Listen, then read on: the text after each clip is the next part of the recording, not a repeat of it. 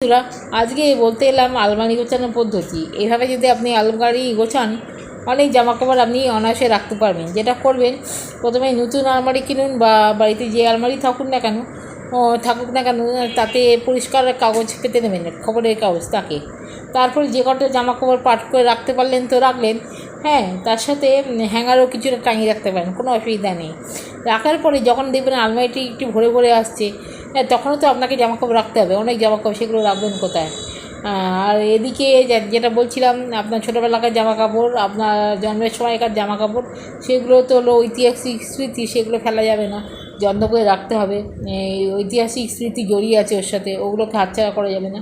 সেগুলো এক কাজ করবেন, বড় একটা চাদর নেবেন, চাদরের মধ্যে যা আছে ছোটোবেলাকার আর স্কুল ড্রেস থেকে যাই, ছোটোবেলাকার সোয়েটার যাই বলুন না কেন, সব রাখবেন। রেখে একটা ভালো করে গিট্টি মারবেন, দিয়ে যে এইখান দিয়ে আপনার বাড়ির সামনে দিয়ে মাঝে মাঝে যায় দেবেন, ওই এক কাপড়ে বালতি, সেই ওদের হাতে একটা পোটলা ঝলে, ওই একটা পোটলা তৈরি করে আর মধ্যে গুজিয়ে দেবেন, ঢুকিয়ে দেবেন। এবার যা তো পাঠ করা তো রইলো, তারপরে এই পোটলাখানে যেখানে পারবেন ঢুকিয়ে দেবেন গুঁজে। হ্যাঁ, তবে ওই পোটলাটা উঠবে গিয়ে শেষকালে আপনার গোছানো জামাকাপড়ের মধ্যে। এরপরে ওই জামাকাপড় যদি রাখতে হয়, তখন তো আর জায়গা নেই, তখন কী করবেন? তখন দলা পাকাবেন, পাকি যেখানে ফাঁকা পাবেন সেখানে একদম গেঁথে ঢুকিয়ে দেবেন। ঠিক মনে হবে কি বলেন তো, বনগাঁ লোকালে যেমন উঠলে হয় ভিড়, ঠাসা ওঠা যায় না, মাথা দিয়ে গুঁতিয়ে লোকে ঢোকে, হ্যাঁ, তারপরে বেরিয়ে নিঃশ্বাস নেয়, সেই জিনিস।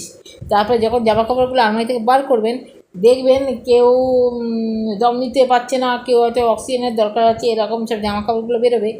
ইস্ত্রি করে একটু পরতে হবে, কোনো ব্যাপার নয় সেটা। আবার আপনার আলমারিতে তো অনেক কিছু ঢুকবে। এই হলো আলমারি গোছানোর টিপস। এভাবে আপনি অনেক কিছু আলমারিতে রাখতে পারবেন। আশা করছি আপনার এই টিপসই কাজে লাগবে, অ্যাপ্লাই করে দেখতে পারেন। এই হচ্ছে মেয়ের বক্তব্য। ততক্ষণের জন্য আসি।